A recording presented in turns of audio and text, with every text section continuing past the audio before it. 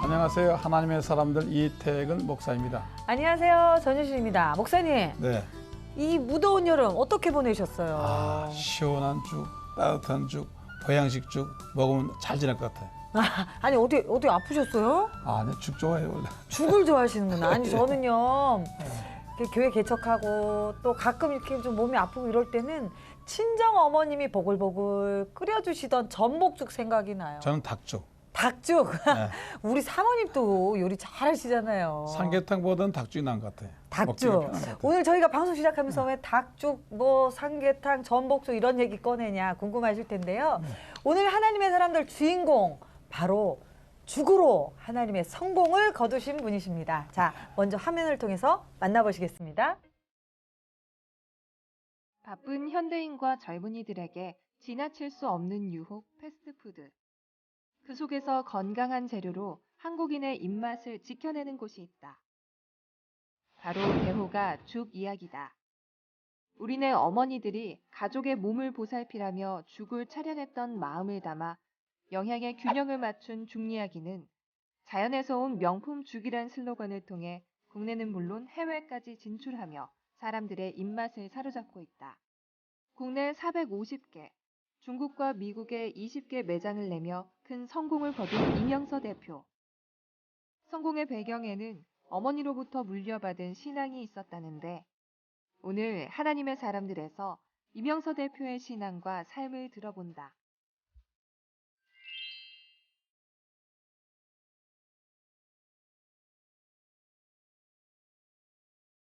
네, 죽하면 이분이죠. 죽 이야기 이명서 대표님 나오셨습니다. 어서 오세요.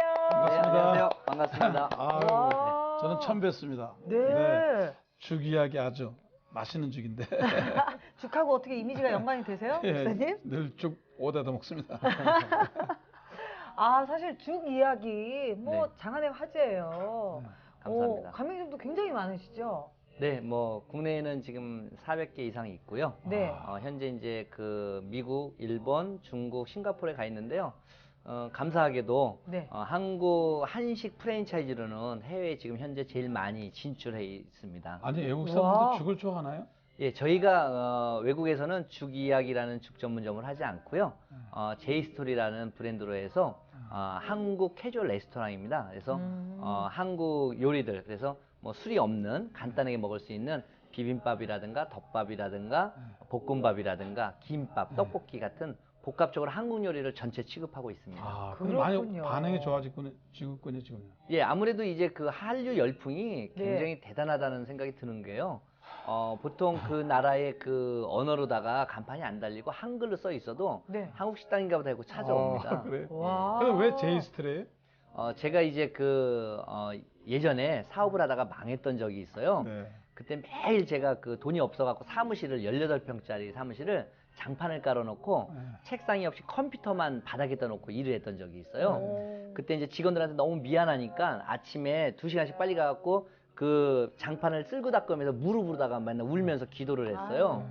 그래서 혹시 제가 만약에 나중에 사업을 성공하면 이 이야기는 제가 제 이야기가 아니라 하나님의 이야기입니다. 라고 해서 원래 죽 전문점을 처음 시작할 때 요렇게 그 하나님의 표시 있잖아요. 히브리어로요. 네. 근데 그걸 잘 못 알아볼 것 같아서 이 지저스의 J를 따갖고 제이 스토리라고 했던 거예요. 근데 이제 많은 분들이 한국에서는 제이 스토리 하면 무슨 브랜드인지 모르니까 한국말로 써야 된다 그래서 네. 제이 스토리를 역으로다가 죽 이야기라고 바꾸게 된 겁니다. 그렇군요. 예. 정말 그래서 그런 아름다운 얘기가 있군요. 네, 하나님의 이야기가 계속되고 있는데 이 죽 네. 이야기는요. 한국 프랜차이즈 대상, 한국 유통 대상, 또 우리나라 100대 프랜차이즈 중국인들도 네. 죽 좋아하나요? 별로 안 좋아할 것 예, 같아요. 굉장히 좋아하고요. 아무래도 이제 그 역사가 긴 나라일수록 죽 문화가 많이 발달돼 있습니다. 그래요? 왜냐면 옛날에 이제 선사시대 때 못 살 때부터 어떤 음식물을 곡물들은 조금 넣고 나머지는 뭐 풀이라든가 나무 뿌리 같은 걸 녹아 끓이게 된 것이 죽이잖아요. 그래서 이제 중국 같은 경우에는 콘지라고 하는 죽 종류가 있고요. 일본은 옥가유라고 하는 한국 같은 죽이 있는데 중국 사람들은 아침에 죽을 많이 먹고요. 네. 입맛이 까다로울 것 아니, 같은데. 근데 대만에 가니까 중국집에 가니까 진짜 흰죽을 주더라고요. 그래서 예. 보니까 간장탕 먹는데 죽이 많이 있어요. 아니 그 입맛 까다로운 중국 사람들을 어떻게 네. 그렇게 잡으셨어요? 근데 좋은 게 뭐냐면요. 한국 같은 경우에는 음식점에 누가 음식을 제공하면 다 먹는 게 예의잖아요. 네. 중국 사람들은 음식을 많이 남기는 게 예의예요. 그래요. 어허. 그래서 저희가 이제 처음에도 죽만 하지 않고 메뉴를 많이 늘어놔가지고 보통 죽을 시키면서 비빔밥, 볶음밥, 막 덮밥부터 해갖고 많이 시켜놔요. 최대한 많이. 그래놓고 조금만 손대고서 많이 남겨놓고 가 예의라서 네. 그러다 보니까 매출이 한국보다 창업 비용은 50%도 안 들어가지만 매출은 4배 정도가 더 높습니다. 안 싸가지고 가요? 남은 거 안 싸가지고 가요? 한국 사람들 같이 싸가지 않고요. 또 중국 사람들은 쌀 한 푸대 사놓으면 2년을 먹는다는 것처럼 네. 보통 90%가 다 외식을 하거든요. 집에서 밥을 안 해 예, 먹어요. 그게 지금 싱가포르도 정부에서 아주 대책으로 부엌이 없더라고 집에 가니까. 네. 다 외식 문화니까 다 부부가 네. 일을 하니까. 일하고 외식하고. 그런데 중국 사람 여성들은요 부엌에 안 들어가요. 그 남자들이 남자가 바쁘죠. 하세요. 근데. 되게 보니까 남자분들이 식당하고 뭐 이렇게 다 음식하더라고요. 그렇죠. 네. 한족들 문화가 원래 네. 그렇죠. 그리고 그렇군요. 이번에 보니까 그 대만 이런 데 가면 전부 아침부터 나와 사 먹더라고요. 네. 네. 툴러가지고 온 식구가 가방 메고 와서 먹고 오. 출근하더라고요. 근데 한국도 그런 문화로 좀 바뀌어야 되지 않겠습니까, 사모님? 전 외식 잘하고 있습니다. 아니 근데 우리 임현서 대표님은 정말 저돌적이신 것 같아요. 네. 도전적이고 뭐 한국뿐만 아니라 세계로 나가서 다양한 도전들을 하고 계신데 사실 임현서 대표님은요 성공한 사업가일 뿐만 아니라 와 정말 하나님의 이름을 높이는 신실한 신앙의 사람이에요. 또 책도 내셨는데 저는 이게 히트해요. 사업가신데 일반 뭐 사업 스토리를 쓰신 게 아니라 신앙 간증집을 내셨어요. 이 제목 보세요. 주님 손만 잡아라. 장사도 인생도 신앙도 결국 하나에 달렸다. 이야. 그러니까 주님만 잡아야 된다는 얘기죠, 이 책이. 제가 대학교 전문대를 마치고요. 대학을 신학대학을 들어가게 됐는데 네. 그때 신학대학을 들어가면서 읽었던 책이 미국의 여자 목사님이 쓰신 리이젤 목사님이라는 분이 쓰신 삶에 부서진 조각들이라는 책이에요. 그런 책 있죠. 예, 그 아주 얇은 책을 읽고 제 인생의 영혼이 바뀌었거든요. 그래서 책 좀 그때 읽으셔야 돼요. 읽어야겠어요. 그래서 이제 그 신학대학교 들어가면서 하나님한테 기도를 드렸어요. 네. 제가 열심히 살아서 45살이 되면 그때까지는 인생의 전반기는 열심히 사업한 내용을 꼭 간증서를 쓰고 네. 인생의 후반기는 네. 이제 하나님의 복음을 전파하는 복음을 했던 선교했던 것들을 70살이 되면 다시 자서전을 쓰겠다고 네. 그때 이제 90년도에 하나님과 약속을 했기 때문에 예, 그걸 지키려고 작년에 출판하게 됐습니다. 와, 그럼 정말 45이 되기 전에 내신 거예요? 예, 예. 와, 주님 손만 잡고 이렇게 회복되시고 재기에 성공하신 그 이야기를 담았는데요. 오늘 정말 열정 있고 파워풀한 또 이명수 대표님 나오셨기 때문에 많은 분들이 네. 또 다시 한번 일어서실 거라는 생각이 듭니다. 자, 그래서 우리 이명수 대표님 어떤 삶을 살아오셨는지 어떤 하나님과의 스토리가 있는지 저희가 또 준비했죠. 이름하여 대담한 프로필. 네, 뭐 프로필 소개해주세요. 오늘 굉장할 것 같습니다, 목사님. 대담한 프로필입니다. 이름 이명서. 1970년 경기도 양평의 가난한 농부 집안에서 태어난 이명서 대표. 어린 시절 지독한 가난을 끝내고 싶은 마음에 신문 배달부터 시작해서 군고구마 장사 찹쌀떡을 팔아 학비를 벌었던 그는 예수님을 알게 한 어머니가 돌아가시자 예수님을 부인하며 절망에 빠져들게 됩니다. 그러다 우연히 가게 된 기도원에서 회심하고 신학교에 입학하는데요. 알고 보니 신학보다 사업가의 기질이 더 충만했던 이명서 대표. 일본으로 무작정 떠나 배신도 당하고 실패도 경험하면서 하나님을 더 깊이 만난 그는 2003년 드디어 죽 이야기를 창업하기에 이릅니다. 기도로 시작하니 남달랐던 죽 이야기, 현재는 전국 450개 매장은 물론 미국과 중국 등 세계로 나아가고 있는데요. 죽 전문점으로는 유일하게 2012년 대한민국 우수 프랜차이즈에 선정되기도 했습니다. 현재 글로벌 프랜차이즈 기업 대호가의 대표이사인 이명서 대표. 그는 성공한 지금도 주님 손만 잡아라고 말씀하셨던 어머니의 말씀을 기억하며 기도로 매일매일 살아갑니다. 이제 음식이 맛뿐만 아니라 복음도 맛도 전하고 싶다는 사람. 바로 이 자리에 있는 임영서 대표님이십니다. 와. 감사합니다. 너무 좋게 써주셨어요. 복음도 전하고 싶은 네, 이명서 대표님. 유년 시절 아주 고생을 많이 하셨군요. 경험도 많으시고. 예, 이 사람이 태어나가지고 첫 번째 장면이 어떤 걸 떠오를지 모르겠는데요. 저는 2돌 전에가 생각이 나요. 네, 기억력이 굉장히 좋은 편인데요. 네. 그날도 아버님이 그 읍내에서 가셨다 오셔가지고 오시면서 저 밑에 동네에서 약줄 드시고 오셔갖고 네. 집에 탁 때려부시고 막 소 외양간에 가서 소를 막 주먹으로 때리시고 막 이랬던 기억이 나요. 저희 어머니가 급하시니까 저를 끌어안고 집 옆에 목단밭에 숨어 있다가 밤새도록 있다가 나오셨던 기억이 나왔던 기억이 나는데요.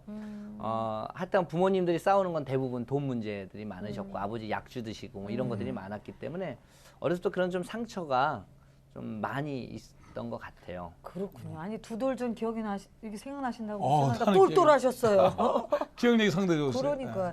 저는 기억력이 너무 좋아갖고 친구들 만나면요 도대체 이해를 못한대요. 어쩌다가 만나도 네. 제가 쟤는 몇 학년 몇 반에 몇 번이었는지까지 외워요. 오, 기억나세요, 목사님? 나는 까마득해요. 착하게 살자. 정말 대단하세요. 아니 근데 그 고달픈 그 시골 생활 가운데 또 어머님이 예수님을 만나게 된 계기가 있으셨다고. 예.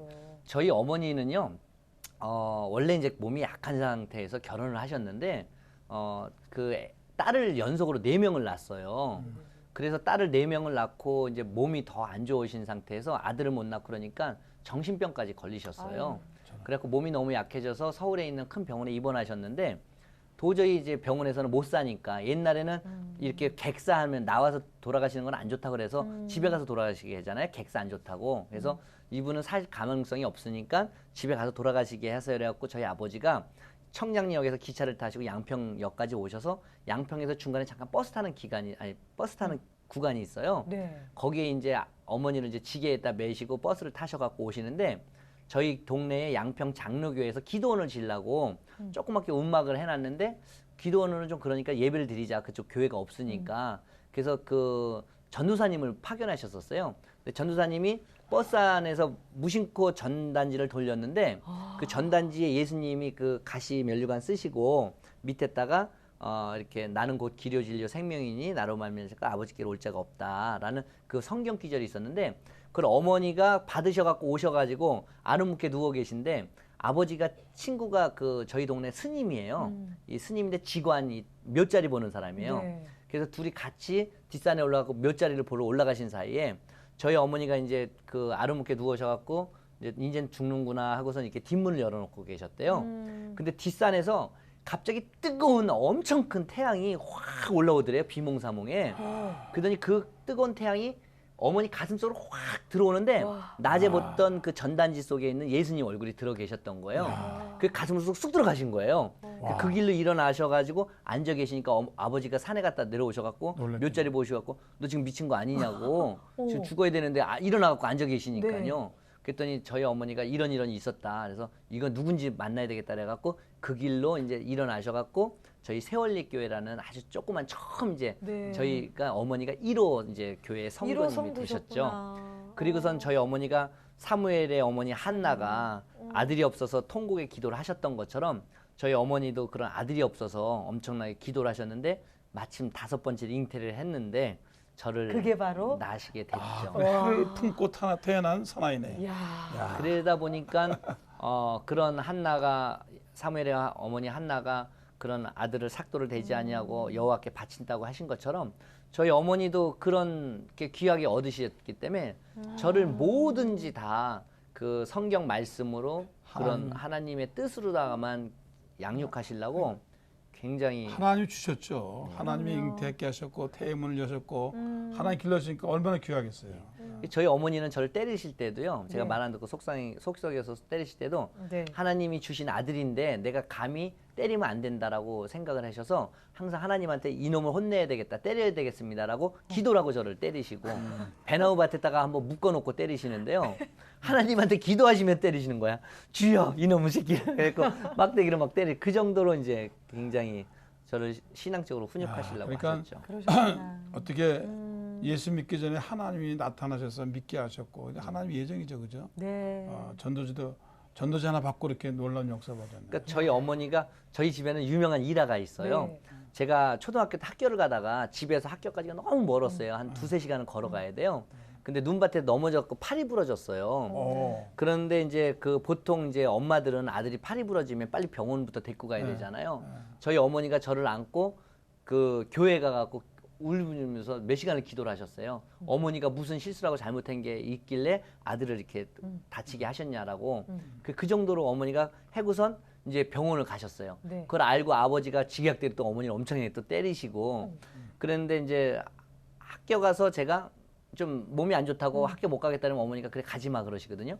근데 주일날 만약에 저 몸이 안 좋아서 못 가겠다면 죽어도 교회 가서 죽어라. 그게 더 축복이다. 그 정도까지 어머니가 이제 어머니의 기도 어머니의 신앙이 확고하셨군요. 예. 그러네요. 정말 하나님께 바친 네. 아들이에요. 그래서 네. 항상 저 자꾸 이제 교회 가시면 옛날엔 교회 가면 그 나무 마루였잖아요. 네. 그러면 이제 지금이야 의자에 앉아서 예배드리지만 그때 바닥에 했잖아요.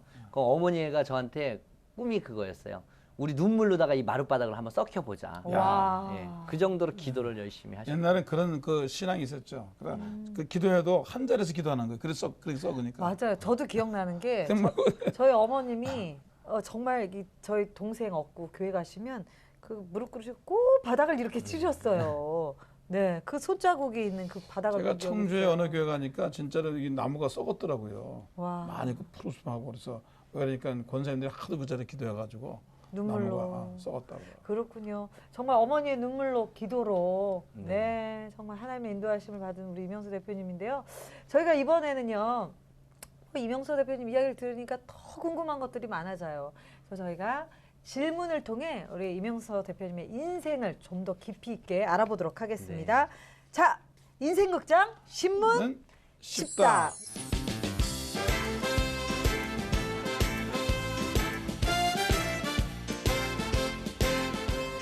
열 가지 질문 드릴 거예요. 질문에 네. 맞춰서 OX 때론 세모로 답해 주시기 바랍니다. 신문 10답입니다. 사장님 경력은 20대부터다. OX. X인 것 같아요. 더 전인 것 같아요. 오, 그래요? 예, 하나님의 존재를 부정한 적이 없다. 있죠. X. 네. 신학교 진학은 내 뜻이었다. 그것도 하나님 뜻인 것 같아요. 네. X인 것 같아요. 아버지를 용서하지 못했다. 예, 절대 용서를 못했었죠. 아. 예. 오. 일본 유학 시절 공부보단 장사가 쉬웠어요. 네, 영입니다. 네, 목사님. 농약병 들어본 적이 있다. 오. 있긴 있는데 본 뜻은 세모. 그렇지 아, 않았다는 세모, 거죠. 세모. 왜냐면 저 사람은 세모. 하나님 나라 못 가니까. 알겠습니다. 네. 하나님이 중 이야기를 열어주셨다. OX. 예. 네, 오. 나를 무너뜨린 건 순간의 방심이었다. 네, 내 꿈은 하나님의 기업이다. 그렇습니다. 날마다 죽는다. 네, 영입니다. 네. 아, 날마다 죽는다. 힘들죠. 네. 아니 뭐 이렇게 사학과의 기질이 남달랐다는 이야기는 쭉 해오셨는데 네. 사장님이 그럼 언제부터 되신 거예요? 아, 사장이라기보다 장사를 초등학교 때부터 했어요. 초등학교요? 예, 그래서 초등학교 때는 가을에는 밤을 주워다가 오일장 난전에 가서 팔고요. 그리고 이제 여름에는 뱀 잡아다가 한약방 같은 데 갖다 팔고 겨울에는 토끼나 꿩 같은 거 잡아다 팔고요. 그리고 이제 특히 그 초등학교 때 돈을 많이 벌고 그랬던 거는 산에서 칡덩굴을 걷어다가 그거를 걷어다가 이제 팔았어요. 게다가 이제 그런 아이디어가 어머니 때문에 생겨가지고 동네 친구들 보러 야 칡덩굴을 나한테 걷어와라. 그리고선 제가 그거를 갖다가 도매로다가 이렇게 팔게 되고 식던 걸 뭐 하는데? 그거를 예전에는 이제 그 보통 악역 공장에서요 악여라는 가죽도 오. 만들었는데 네. 그 칡덩굴을 갖고 가면은 할아버지가 삶아갖고 그걸 껍데기를 다 까가지고 그거는 뭐 그 끈 같은 거 푸대 같은 거 만드는데 쓴다고 그러시더라고요. 아니 근데 어떻게 초등학교 때부터 언어의 기질이 있으셨어요? 예, 왜냐면 너무 가난했고요. 저희 동네는 다 그랬어요. 너무 가난해갖고 읍내에서 저희 동네까지 걸어서 30리, 12km예요. 아, 그래서 너무 멀다 보니까 전기불이 제가 초등학교 2학년 때 들어왔어요. 그래서 굉장히 그 열악한 환경이라서 다들 뭐 예전에는 이제 저희 전 세대는 화전민들이 살다가 다 떠났고요. 저희 때는 농토도 마땅히 없고 먹고 살 만한 게 거의 없었기 때문에 예. 그런 돈 버는 거 저뿐만 아니라 저희 동네 친구들이랑 다 그랬었습니다. 아유 그 어린 시절에 그 어린 이명서의 그림이 네. 그려집니다. 그러다가 이제 중학교 네. 들어가면서 본격적으로 이제 장사를 하게 된 거죠. 그래. 신문을 돌리다 신문사 취급도 하게 되고 또 군고구마 장사도 하고 공구마 장사 돈 벌어 갖고 또 식당도 차리고 옷가게도 차리고 뭐 이렇게 계속 장사를 하면서 중고등학교 마치게 됐죠. 장사로도 아주 그냥 그럼 뭐 팔아보신 적 있으세요, 목사님? 여름에 아이스케이크 한번 팔아봤어요. 그러셨군요. 아는 친구가 아이스케이크 공장하는데 그 아버지가 나보고 한번 놀면 알바 해보라 그러죠. 그 잘 하셨어요? 하긴 뭐 다 내가 먹었지. 아, 그러셨군요. 아니, 두 번째 질문 가운데 네, 하나님의 존재를 부정한 적이 없다. 있죠. 있어요. 예. 언젠가요? 저희 어머니가 이제 돌아가시고 나서 어. 저희를 위해서 어머니가 정말 열심히 기도하셨던 분이에요. 어머니는요. 근데 이제 나중에서야 어머니의 신앙이 위대했던 걸 알았어요. 왜냐하면 희스기 왕이 죽음 앞에서 기도를 통해서 15년의 생명 연장을 받았는데 저희 어머니는 제가 16살 때 돌아가셨기 때문에 17년을 더 사신 거거든요. 그러네요. 그러니까 어머니 신앙은 대단하셨는데 그때 제가 16살 때 돌아가셨을 때 가령 이렇게 신앙생활을 열심히 하셨고 하나님을 절대적으로 했던 분이 이렇게 49에 어머니 49에 돌아가신 게 말이 되는가 그런 거에 대한 회의가 많이 했었고요. 어머니가 돌아가시자마자 새어머니들이 들어오기 시작했어요. 그러면서 아버지가 학교만 갔다 오면 그 땅을 다 팔아 치우시고 그래서 아 이거는 도대체 어머니가 그 땅을 이제 제가 목사님 되면 기도원 하자. 맨날 그 땅에서 너는 조영기 목사님 같은 사람 되라. 나는 최자실 그 당시에는 집사님 같은 사람 되겠다. 그 땅을 놓고 맨날 기도했던 땅이거든요. 네. 근데 어머니 돌아가시고 얼마 있다 그걸 다 팔아치우시니까 아 이게 하나님에 대한 존재를 아 이건 역시 신은 어설프게 이제 그 교회를 다녔기 때문에 뭐 어렸으니까요. 아 이게 신이라는 것은 하나님은 결국 나약한 인간들이 만들었구나라고 해서 그때부터 한 4, 5년을 엄청나게 4년 정도를 하나님을 부정하면서 더 방황을 했죠. 그랬군요. 그래도 신학교는 가셨어요. 그러다가 이제 네. 그 고등학교도 제가 간신히 들어갔고요. 공부를 못해서요. 대학은 가야 되겠는데 공부를 못해갖고 또 간신히 후진 아주 삼류 전문대를 갔어요. 그래서 전문대 다니면서 제가 부동산 일을 했는데 돈을 굉장히 많이 벌었었습니다. 그래서 야. 오. 그래서 그 88년, 89년도에는 그 강남에 가면 제일생명 옆에 부동산들이 많았고 그 딱지를 받으면 팔아요. 그럼 보통 딱지를 2천만 원씩 이렇게 붙여서 팔거든요. 네. 그럼 그걸 팔아주면 제가 20%의 수수료를 받는 거예요. 오. 그렇게 해갖고 돈을 벌면은 나쁜 친구들을 모집했어요, 제가. 오. 제가 그 당시에는 운동도 좋아하고 싸움을 너무 좋아해갖고 뭐 어디 부시러 다니는 거 이런 거를 했었어요. 그러다가 이제 저한테 맞은 사람이 많이 다치고 죽을 만큼 다쳤었어요. 그래서 급한 마음에 기도원으로 도망을 갔고요.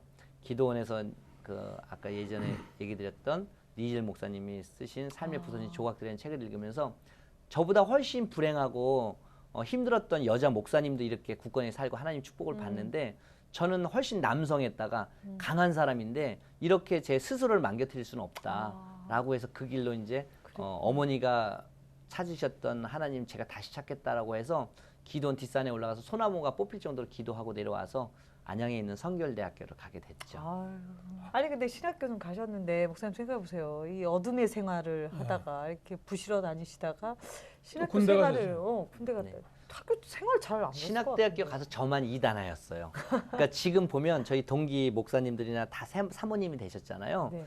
그럼 도대체 이해 안 가는 사람이 저예요. 왜냐면 학교 다니면서도 굉장히 그 폭력적이고 굉장히 거칠었던 사람이거든요. 그래서 이제 그랬던 사람인데 지금 이제 예전에는 안 그랬는데 지금 이제 홀리파로 바뀌었다고 이제 많은 죽처럼 사람들이 부드러워지셨죠. 그래서 이게 친한 친구들은 그래요. 성공 사례 숙이 써야 된다고. 어떻게 이런 개가 사람이 될 수 있나? 신학교 때 어머니들이 사람들하고 깡패 같은 사람 보낸 적이 있어요. 신학교 가면 깡패 한둘이 있어요. 근데 그런 케이스로 들어왔다가 좀 완전히 변화되는 사람들 아 많더라. 어떻게 보면 영화 속의 주인공이시네요. 예, 그래서 네 그렇습니다. 아버지는 어떤 계기로 용서하셨나요?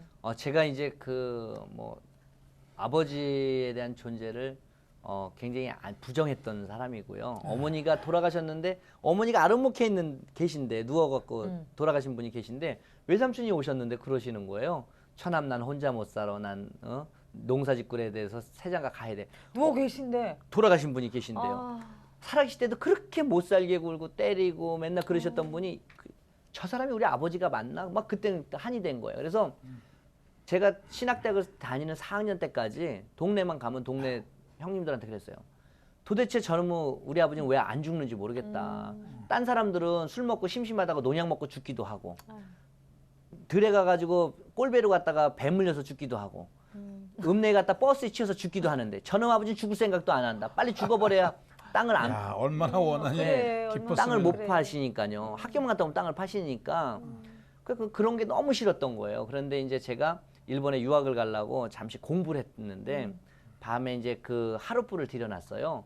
하룻불이 밤나무로 뗀 하룻불은 유독가스가 나와갖고 연탄가스보다 더 무섭습니다. 아, 그래요. 예, 연탄가스도 우리가 옛날에 많이 네, 죽었잖아요. 네, 네. 밤나무 유독가스는 연탄가스보다 더 심해요. 그래요. 그래갖고 그 하룻불을 추워갖고 들여놨는데 공부를 하다가 제가 새벽녘 한 2시쯤에 화장실을 가고 싶어갖고 나와서 제 방에서 나왔고 마당을 한 30m 지나가야 화장실이 있는데 거기 가다 눈밭에 그냥 쓰러진 거예요. 가스 먹고. 예, 딱 쓰러져 갖고 있는데 그게 얼어버린 거예요. 제가 그대로. 근데 아버지가 다음날 아침에 그 소 죽을 쑤시려고 나오시다 저를 발견하신 거예요. 그래서 아름목에 갖다 놓고 막 뜨거운 수건을 했는데도 제가 못 깨어나니까 옆집에 이씨 아저씨라고 계셨는데 이 아저씨는 너무 돈도 많고요. 훌륭하시고 인품이 끝내주게 좋으신 분이에요. 그래서 맨날 그 아저씨, 이씨 아저씨의 아들들한테 그랬어요. 제가 형들은 정말 좋겠다. 형네 아버지 돈도 많고 훌륭해서 형네 아버지가 우리 아버지 있으면 정말 좋겠다. 형네 아버지가 우리 아버지 있으면 정말 좋겠다. 맨날 그랬어요. 근데 그 아저씨가 수지침을 너무 잘 놓으니까 저희 아버지가 불러다가 저를 막 수지침을 놓는데 제가 못 깨어나니까 그 아저씨들은 그냥 가버렸어요. 그러니까 저희 아버지가 그때 63세셨는데 급하시니까 저를 들러 보시고 저희 동네에서 양평읍내까지 30인데 그걸 뛰시려고 뛰어 내려가시는 거예요. 근데 제가 한 2, 3km 정도 뛰어 내려간 것 같은데 아버지 등이더라고요.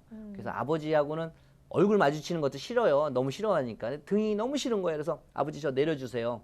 그래서 그 아버지가 저를 그 길바닥에 이렇게 던지듯이 내려놓으셨는데 제가 눈밭에 이렇게 쓰러져서 이렇게 보니까요. 아버지가 얼마나 힘드신지 일어나지도 못하시고 앉지도 못하시고 이러고 꾸부정해 계셨는데 너무 뛰셔서. 이 등에요. 이 그 얼마나 급하셨는지 아버지가 잠바도 못 입으시고 세타만 입고 뛰신 거예요. 그 등에서 나는 이 김이 얼마나 무럭먹 나오는지 그때 그 아버지의 위대함은 이루 말할 수가 없는 거예요. 너무너무 위대하신 거예요. 그래서 그 길로 제가 너무 힘들었지만 일어나갖고 아버지 앞에 무릎을 꿇었어요. 아버지 제가 죽을 죄를 졌습니다. 지금까지 아버지가 이렇게 무식하고 가난하고 그러셔갖고 폭력적이어서 정말 빨리 돌아가시라고 그렇게 열심히 떠들고 다녔는데 옆집 아저씨가 아무리 돈이 많고 훌륭해도 옆집 아저씨일 뿐이고 아버지가 너무 가난하고 무식해도 우리 아버지네요. 아버지 친구들 중에 아들 많은 사람들이 있지만 제가 아버지 살아계신 동안 적어도 양평군에선 최고의 아버지한테 효자가 될 수 있도록 노력할게요. 그리고 아버지한테 무릎을 꿇고 일어나고 이제 거기서 집에까지 올라오는데 아버지가 이제 아직도 교회 안 다니시는데 아버지 듣도 말든 옆에서 엄청나게 하나님한테 회개 기도를 했어요. 그때까지 저는 하나님을 엄청 원망했어요. 도대체 나는 왜 이렇게 산속에서 깊은 데에서 태어나게 했고 가난하고 무식한 집안에서 태어나게 했고 어머니는 왜 이렇게 일찍 돌아가시게 했고 저는 공부를 못하는데 운동을 잘하는데 허리가 어려서부터 아파서 왜 이렇게 신체적으로 허리가 어린 나이에도 아파야 되냐. 하나님을 맨날 원망을 했어요. 근데 그때서야 아버지를 통해서 하나님을 깨달은 거예요. 우리 하나님은 우리한테 축복만 주고 기쁨만 주고 선물만 준다고 해서 하나님이고 우리한테 역경과 고난을 준다고 우리 하나님이 아닌 건 아니잖아요. 우리 아버지가 육신의 아버지가 가난하고 무식하도 우리 아버지인 것처럼 우리 하나님은요. 저한테 역경과 고난을 주셔도 영의 아버지더라고요. 그래서 그때 하나님한테 정말 울면서 불비지면서 기도했어요. 이제는 앞으로 제가 죽는 날까지 그 어떤 상황이 오셔도 와도 하나님이 어떤 역경과 고난을 줘도 하나님을 절대 원망하고 탓하지 않겠습니다. 그 역경과 고난을 주실수록 저는 더 저를 사랑하고 감사하다는 마음을 갖겠다라고 했거든요. 그래서 이 방송을 보시는 분들 중에도 지금 역경과 고난에 처하신 분들이 있잖아요.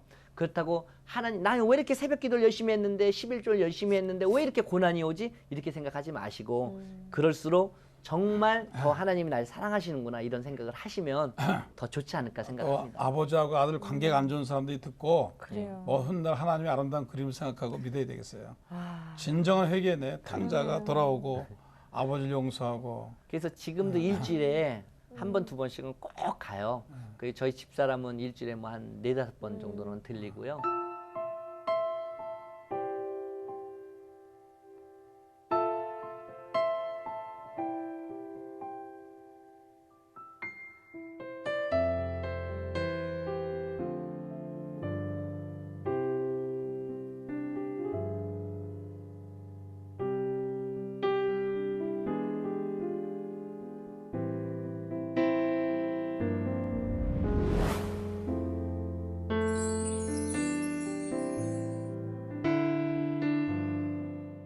참 이명서 대표님의 이야기가 가슴을 너무나 따뜻하게 하는 것 같습니다. 일본 유학 가셨다 그랬죠? 네, 어떤 네. 계기로 가셨어요? 제가 이제 대학교를 4년을 다니면서 신학대학을 다니면서 교육전도사 생활을 했어요. 네. 그런데 맨날 제가 이렇게 목사님 계시지만 목사님들이 전도지 들리고 다니는 사람을 제가 본 적이 없어요.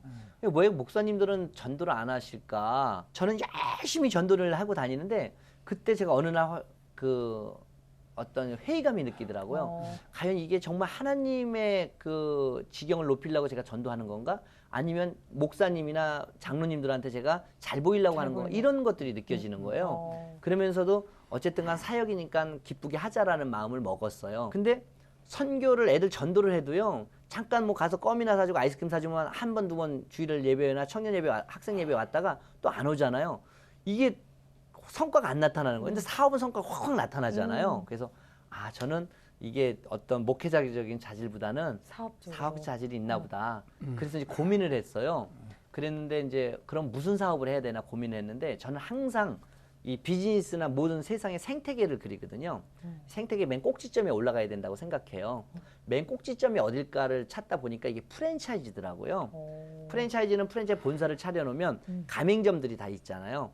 소비시장에 위축이 와도 가맹점들부터 타격이 오지 본사부터 망하지는 않거든요. 그래서 프랜차이즈 유통 공부를 해야 되겠다라고 생각을 하고 그리고 이제 일본으로 이제 아무래도 우리나라하고 상권이나 소비 패턴이 비슷한 일본으로 유학을 가야겠다 싶어서 일본으로 유학 가게 됐죠. 그 공부하러 간 일본에서도 공부보다는 장사로 또 성공하셨다면? 뭐 그 학교는 거의 비자 연장 수준이었고요.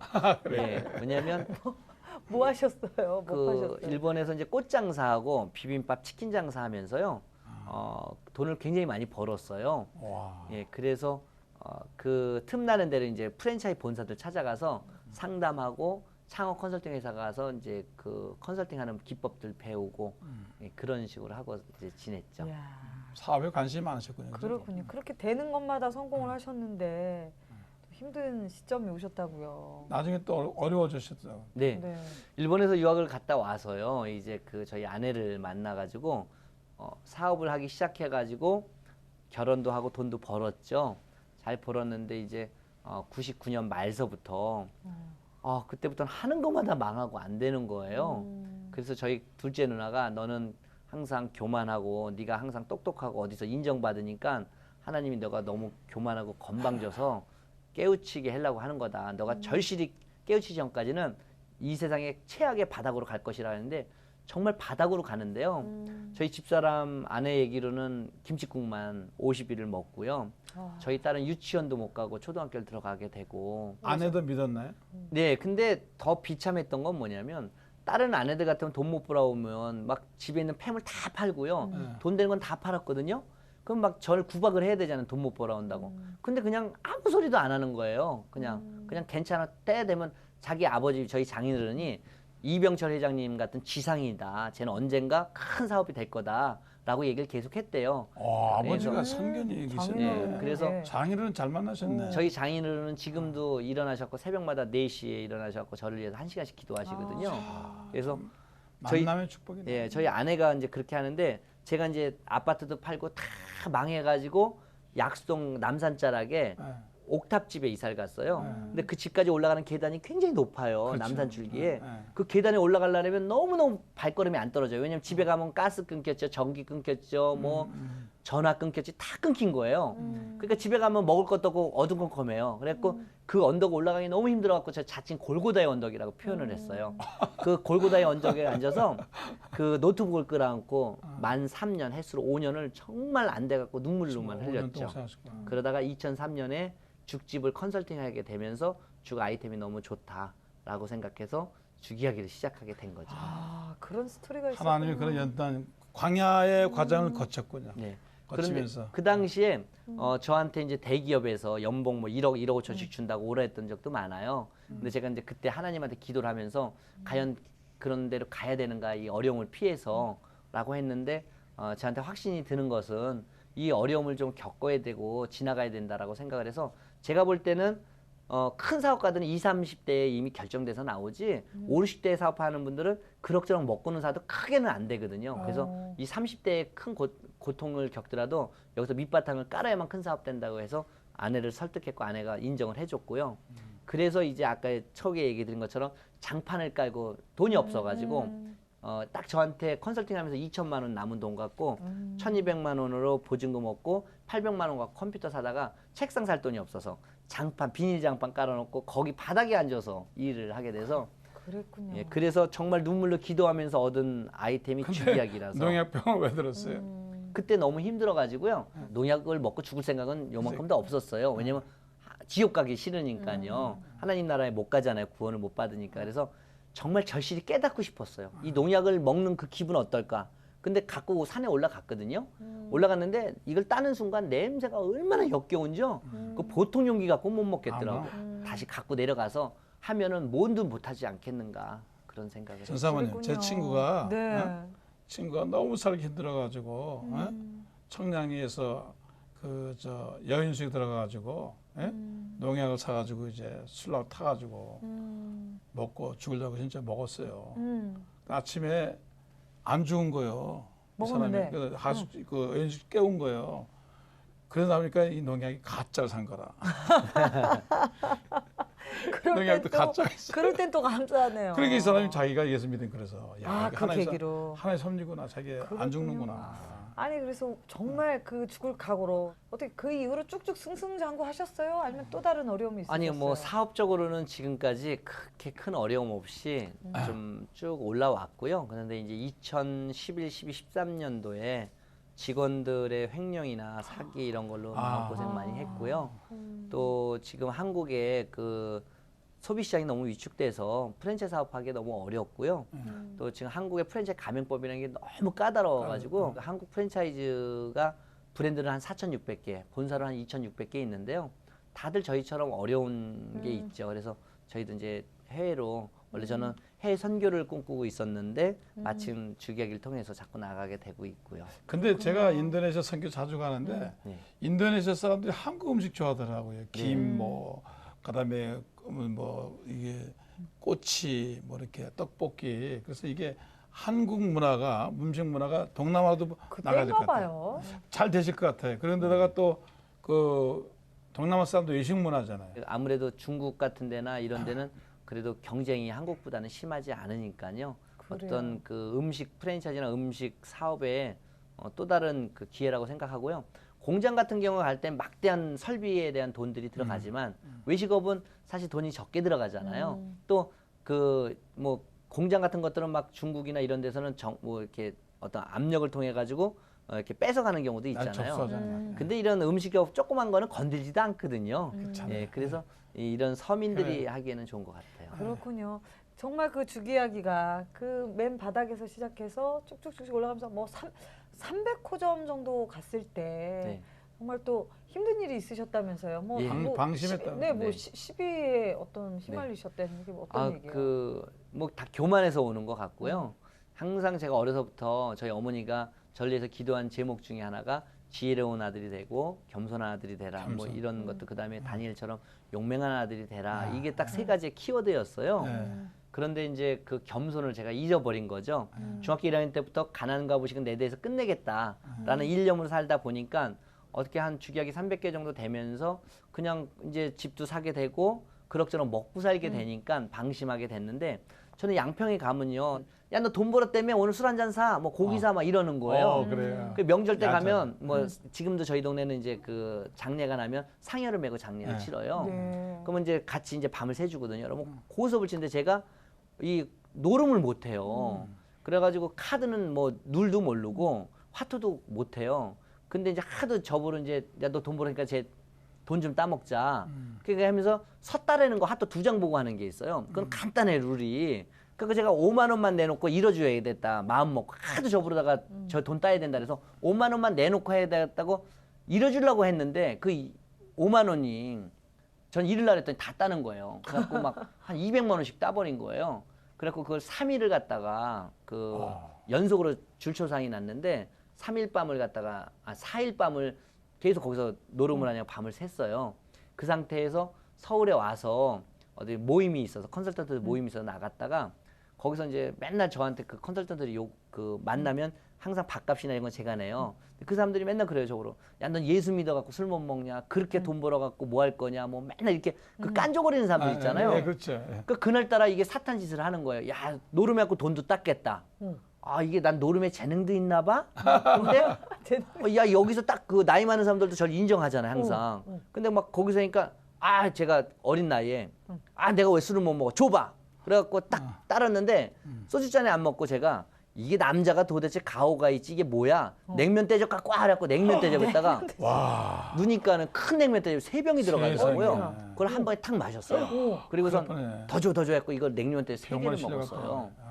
그리고서 이제 야. 또 다시 이제 술이술 먹으니까 2차로다가 또 갔는데 거기서 옆에 사람들하고 시비가 붙었는데 제가 4일 못 잔 상태에서 술도 못 먹는 사람이 너무 많이 먹고 그러니까 예민해졌죠. 턱 건드렸는데 이렇게 제가 나중에 CCTV를 보니까 살짝 건드렸는데 제가 이렇게 그대로 일자처럼 넘어져 가지고 계단에 여기 부대 갖고 뇌출혈을 당해 가지고요. 임 대표님요? 예, 그래갖고 뇌출혈을 당해 갖고 며칠 만에 깨어났죠.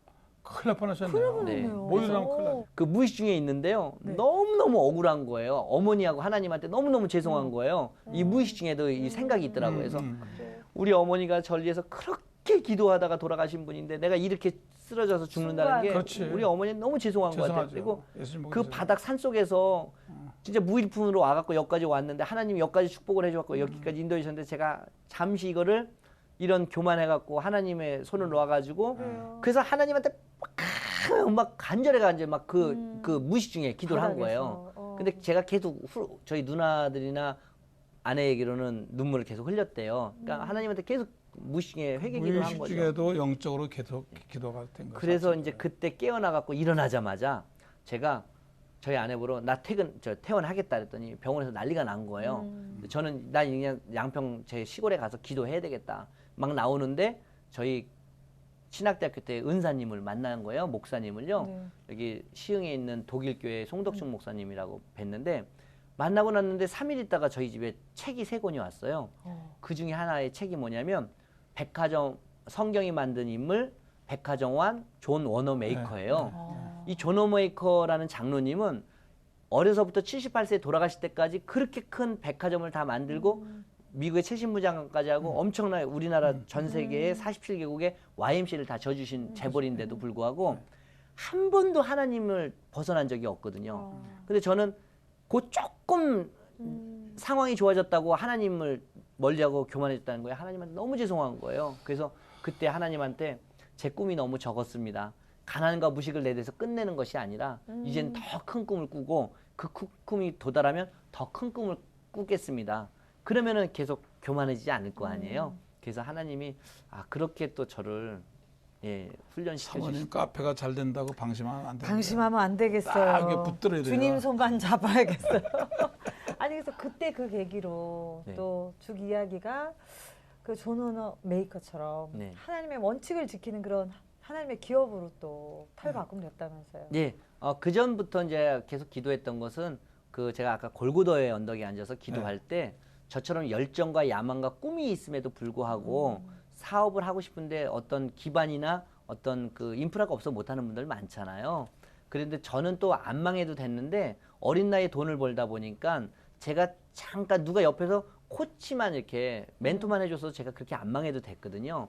그래서 그걸 망하면서 하나님께 기도하면서 저처럼 꿈과 열정과 야망을 갖고 있는 사람들을 제가 훈련시켜서 12명의 저보다 훌륭한 경영자를 키우겠다라고 그때 골고다 언덕에서 기도를 했었어요. 그러다가 이제 존 워너메이커 그 장로님이 쓰신 그 책을 읽으면서 이제야말로 정말 더 늦기 전에 크리스찬 기업으로 만들어 가야겠다라고 생각을. 그래서 이제 네. 우리가 생각할 때 물론 교회에서 제자 훈련 많이 하잖아요. 그래 그 제자가 어떤 제자냐면 사업하는 제자, 벤처에서 일어나는 제자. 세상 속의 제자죠. 왜냐하면 제자가 되는데 너무 가난하고 그러면 힘들잖아요 살아가기가. 그런 걸 이제 노하우를 좀 가르쳐 주는 게 좋을 것 같아요. 좀 더 기독교가 부흥되려면 사회에서 영향력 있는 청년들이 많이 나와야 된다고 생각을 그렇게 해요. 특히 그 복음을 갖고 있는 그런 청년들이 그런 리더들이 많이 청년 나와요. 예, 사업가들이. 그래서 지금 이렇게 중요한 건 뭐냐면 무늬만 있는 그냥 뭐 교회 다니 이런 식이 아니라 정말 경험하고 꺾어져보고 바닥생활 해보고 그러면서 정말 속으로부터 인격적으로부터 하나님 믿는 사람 네. 이런 분이 사업을 하면은 많이 갑자기 생각이 났는데요. 저희 동네에 그 동창 여자애가 있어요. 초등학교 동창 네. 여자애가. 근데 그 친구 어느 날 저한테 갑자기 장문의 카톡 그 문자가 왔어요. 나 너가 믿는 하나님 나도 믿고 싶은데 날 교회를 좀 데리고 갈 수 없겠냐. 오. 그래서 제가 왜 그러냐고 물어봤대요. 물어봤어요. 그랬더니 자기가 집에 가가지고 물어봤대요. 걔네 부모님들한테 엄마 아빠 전 이제 시골 이름이 필룡인데 필룡이가 왜 이렇게 잘 된 거야? 그랬더니 쟤네 엄마가 쟤를 아들 낳고 엄청나게 기도를 했다. 정답이죠. 그 엄마의 눈물의 기도가 쟤를 만들었다고 했대요. 그 집 엄청난 불교인인에도 불구하고 걔가 그 얘기를 듣고 내가 축복을 못 받으면 내 자식이라도 축복받게 하려면 교회를 나가야겠다. 그래서 저한테 왔대요. 그래서 그때 마음적으로 이제 이런 사람들이 몇 명이 있어요. 그래서 이게 제가 꼭 어떤 그 전도지를 돌린다고 복음을 전파하는 것도 있겠지만 저의 이런 모습을 보면서 삶을 통해서 그 사람들이 제가 믿는 하나님 나도 한번 믿어볼까? 이런 사람들이 나타나는 걸 보면서요. 좀 감사하다는 그게 생각이 진짜 들어요. 전도죠. 네. 그래서 그렇습니다. 이렇게 방송 보시는 분들 중에도 그런 분들이 저는 좀 미약하니까요. 더 훌륭한 분들 많으시니까 좀 사회에서 영향이 있는 분들이 많이 나왔으면 좋겠습니다. 조금 더 많이 알려줬으면 좋겠어요. 간증도 많이 다니시고 청소년들 네. 집회도 좀 다니시면서 좀, 인물도 되시고 예, 말씀도 그래서 재밌으시고. 그렇게 고생한 걸 얘기했으면 참 좋겠어요. 그렇습니다. 예, 지금 작년까지는 간증을 많이 다녔는데요. 올해는 좀 많이 안 합니다. 왜냐면 제가 어느 날 간증을 갔다 와서 갑자기 생각이 안 나는데 신약에 그 선생 되기를 두려워하라는 이야기가 있잖아요. 왜냐면 잘못된 선생이 잘못 가르치면 안 되잖아요. 근데 제가 하나님 앞에서 딱 비춰놓고 보면 제가 사실 되게 부족하고요. 정말 잘못되고 죄인이거든요. 근데 저같이 이런 흠 많은 사람이 누군가 앞에서 하나님 이야기를 한다는 것은 옳지 않다라고 생각해서 올해는 좀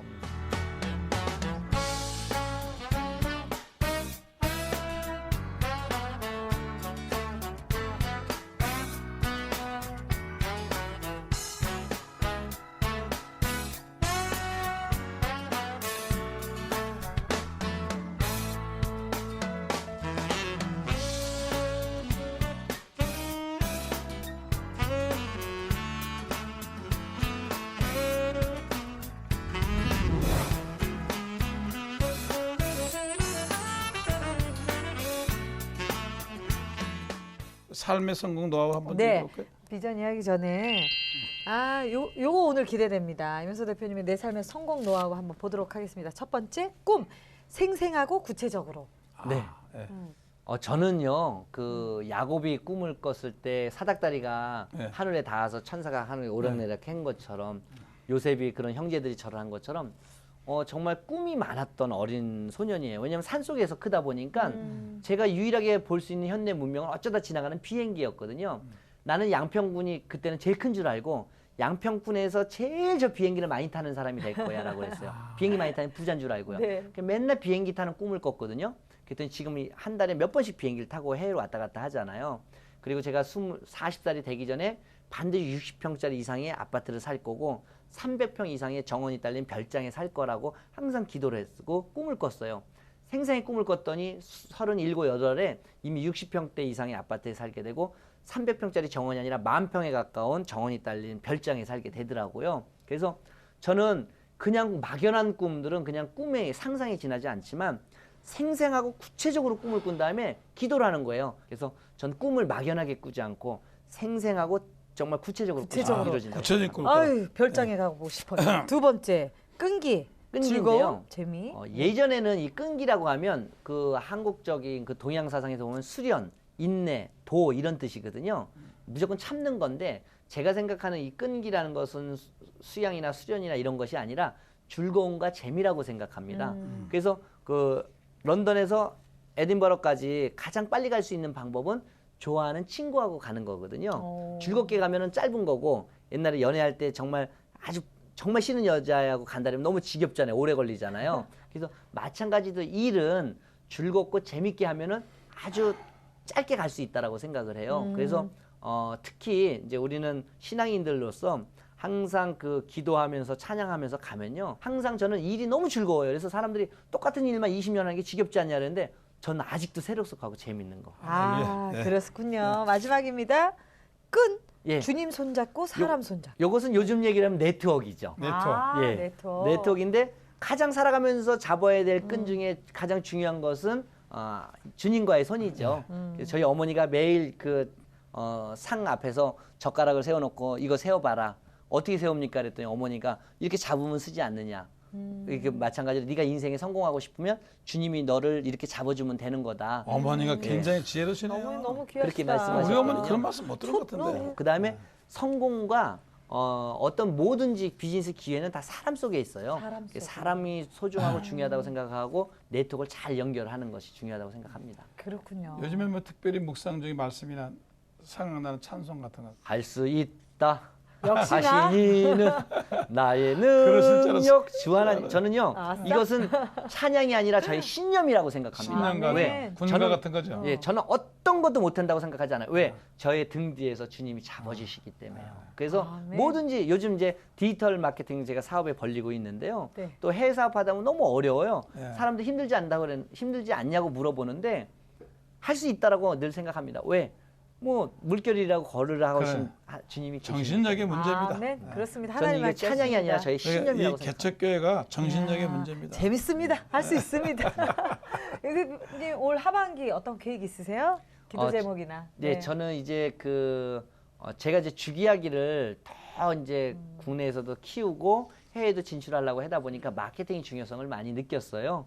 그래서 제가 상반기에는 한 6개월 동안 계속 하루 2시간도, 2-3시간도 안 자고 이 디지털 마케팅에 대해서 공부를 하다 보니까 이 디지털 마케팅을 접목하면 너무 좋은 것들이 많아요. 네. 교회들도 선교하는 데도 되게 좋고 또 이렇게 청년들이 비즈니스나 앞으로 취업하는 데 도움되는 것도 많고 그래서 제가 그 디지털 마케팅 회사를 지금 준비하고 있어요. 와. 그래서 오늘 아침에도 새벽 예배 가서 저는 할 수 없는 것 같아요. 디지털을 잘 모르거든요. 하나님 지혜를 주셔야 되거든요. 예, 그래서 오늘도 간절하게 기도하고 왔는데 요즘 제가 그 샌프란시스코 가보니까 지금 이때야말로 IT에 이게 디지털의 대가들이 나올 때가 그때 이제 잘 하신 것 같아요. 네. 그럼요. 앞으로 그걸 통해서 하나님께 영광 돌리시기 바랍니다. 예, 그래서 이 방송을 보시는 혹시 청년들이나 젊은 분들이 계시다면 아까 이제 잠깐 사모님한테 얘기 드렸었는데 이제 그 다니엘 핑크가 한 얘기가 이제 디지털 시대에 성공하는 사람은 no money, 돈도 필요 없다. no degree, 학위 학벌도 필요 없다. useful device. 이제는 이 디바이스를 활용을 잘하는 사람이 성공한다라고 얘기했거든요. 그래서 그만큼 디지털 세상에서는 기회도 많고 이런 활용을 잘하는 사람이 중요하다고 생각합니다. 정말 이제 미래를 내다봐야 되거든요. 정말 청년 멘토시네요. 자, 마지막으로 나는 하나님 앞에서 어떤 사람으로 살아가고 싶으신가요? 저는요 사람들이 저보러 참 돈 욕심 많지 않냐라고 얘기하는데 저는요 꼭 성공하고 싶어요. 근데 이 성공이라는 개념이 일반인들하고 많이 틀려요. 사람들은 돈만 많이 벌었다고 성공이라고 생각하지만 또 부귀가 생기면 권력이 생기면 성공했다고 생각하는데 제가 생각하는 성공의 기준은 목표와 꿈을 정해놓고 거기에 도달하면 성공이고 도달하지 못하면 성공이 아니거든요. 근데 제가 세우는 목표와 꿈이 있어요. 그 중에 이제 신앙적으로 보면 제가 이제 그 많은 분들한테 선교를 하고 복음을 전파하는 게 제 목표고요. 또 하나는 이제 그러기 위해서 양평에 저희 땅에다가 난치병 환자들을 위한 그런 힐링 센터를 지어서 그곳에 네. 오는 죽음 앞에 있는 분들한테 복음을 전파하려고 하는 게 있고요. 아멘. 또 하나는 주기하기를 통해서 전 세계에 뻗어나가면서 해외 선교를 계속 하고 싶다. 그래서 영향력 있는 사람이 돼서 복음을 일반적인 성공하고도 다르죠, 그죠? 네. 예. 하나님의 영광을 위해서 헌신과 이렇게 희생을 통해서 복음을 증거하는 그게 성공이죠. 지금 성공하고 계신 것입니다. 전 정말 성공하고 있죠. 설거지 얼마나 열심히 하나 몰라요. 제가 사업을 하면서 네. 돈도 못 벌고 맨날 이렇게 바보처럼 살면 누가 그게 귀감이 되겠어요. 네. 그러니까는 그런 척도를 보이기 위해서라도 전 돈도 열심히 벌 거고요. 맞습니다. 더 많이 활동하고 그 명성도 이렇게 얻고 그럴 거예요. 그건 그럼요. 저를 위한 게 아니라 주님을 하나님 위해서. 하나님 나라를 위해서. 그렇습니다. 야, 저는 오늘부터 디지털 공부 좀 해야 되겠어요. 아니 참 죽에서 디지털까지. 네, 야 정말 하나님의 사람은 놀라운 것 같습니다. 오늘 또 이명서 대표님 통해서 우리 안에 잠자고 있던 예. 그죠 꿈들이 거인이 다시 한번 살아난 것 같습니다. 앞으로 쭉 이야기와 우리 또 이명서 대표님의 사역과 사업 위해서 건강해서 기도하도록 하겠습니다. 감사합니다. 감사합니다. 네, 감사합니다. 네. 목사님, 네. 아 정말 좋네요. 인생 스토리가 다 보이죠.